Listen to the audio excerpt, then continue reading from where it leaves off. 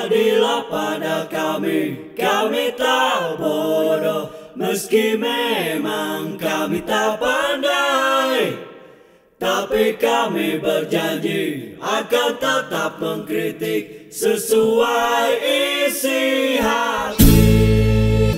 Hei penguasa, ini kami rakyat jelata. Engkau ada untuk siapa? Hei penguasa, ini kami rakyat jelata. Mau sampaikan semua keluh kesah. Bekerjalah dengan hati, pakai empati. Jangan banyak intrik, apalagi bikin taktik. Bijaklah dalam membuat peraturan. Jangan sampai bikin aturan yang berat sebelah. Ini ada video, Kang. Nah, kita saksikan bersama-sama dulu.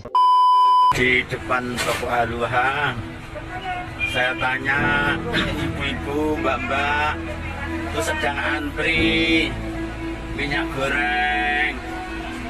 Seorang warga yang merekam antrian pembelian minyak goreng di sebuah toko di Trenggalek, Jawa Timur dibagikan di salah satu laman sosial media pada tanggal 19 Februari tahun 2022. Dalam rekaman terlihat antrian panjang warga laki-laki maupun perempuan yang berjejer tertib hingga ke gang di samping toko. Segala dosa-dosa kami ya Allah, kami telah salah pilih memilih Bapak Jokowi menjadi presiden 2 periode. Tidak menambah kemakmuran, tetapi menambah kesengsaraan rakyat. Dalam komentarnya, sang perekam mengatakan dalam 2 periode Presiden Joko Widodo dapat menghantarkan rakyat Indonesia semakin terpuruk ekonominya, dan mengatakan telah salah pilih pemimpin. Nggih, ngadepi. Nggih, salah jenengan.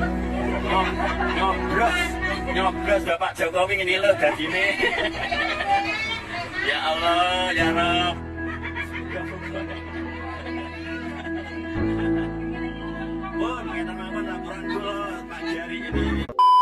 Ya, gimana, Kang, menurut Akang video tadi?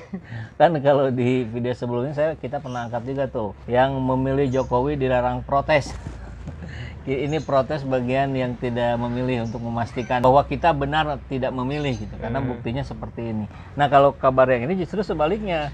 Ini kayaknya dari para pemilihnya Jokowi yang kemudian menyesal dan menumpahkan kekesalannya dengan memvideokan rangkaian ibu-ibu, bapak-bapak yang lagi antri untuk dapetin minyak goreng dengan harga 14.000. Ya gimana ya? Ya itu mah bukan kita. Jadi ya sudah, itu penguat saja bahwa ke depan kita harus lebih memilih pemimpin yang track recordnya jelas, yang didukungnya jelas oleh siapa. Kan hari ini mah kita lebih diuntungkan. Media massa, media sosial sangat gencar menunjukkan siapa-siapa saja yang korupsi dari partai apa, sudah jelas, sudah clear.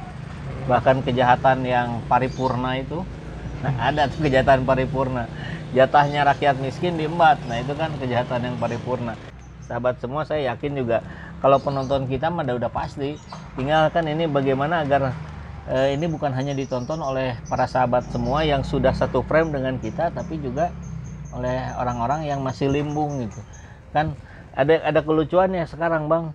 Di tengah minyak goreng langka, ya, kemudian padahal pabriknya ada di Indonesia, produsen kelapa sawit terbesar di Indonesia. Kemarin beberapa harga BBM juga naik. Nah, tapi ternyata survei kepuasan terhadap presiden katanya mayoritas puas.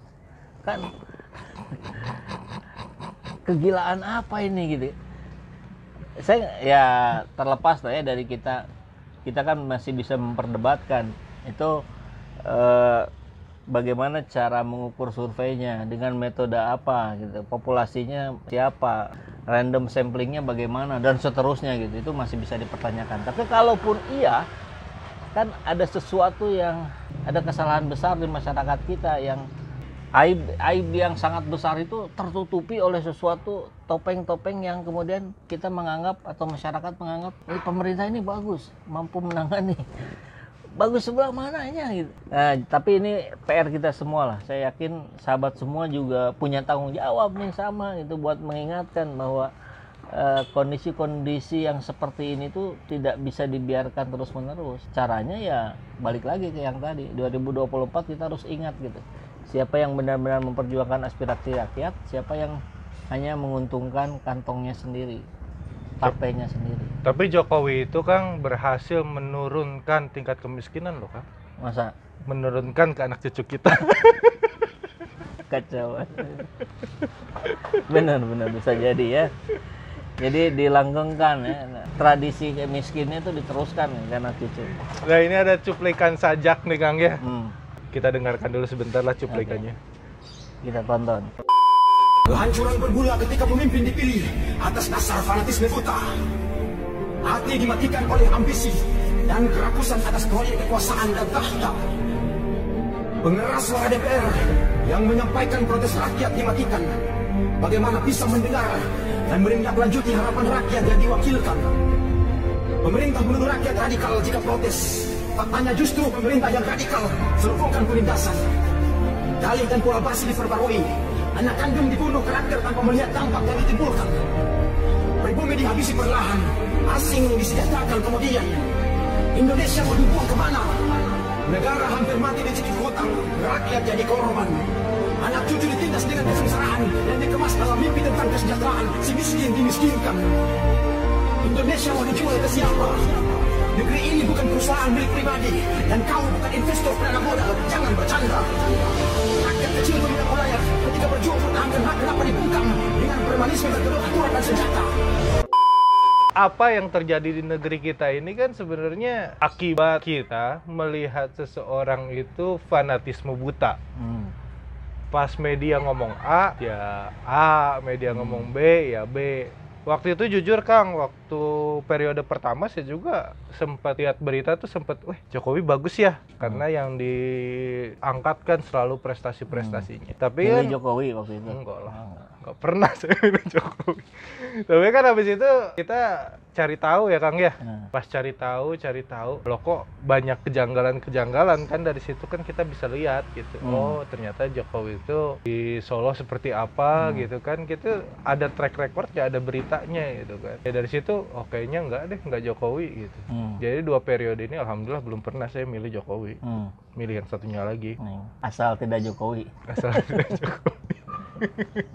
Nah terus yang mau diceritain barusan apa? Iya, maksudnya tuh ya bener kata Akang gitu. Kalau misalkan kita melihat sesuatu ya jangan melihat dari apa yang dikatakan media plek kita langsung serap gitu ya.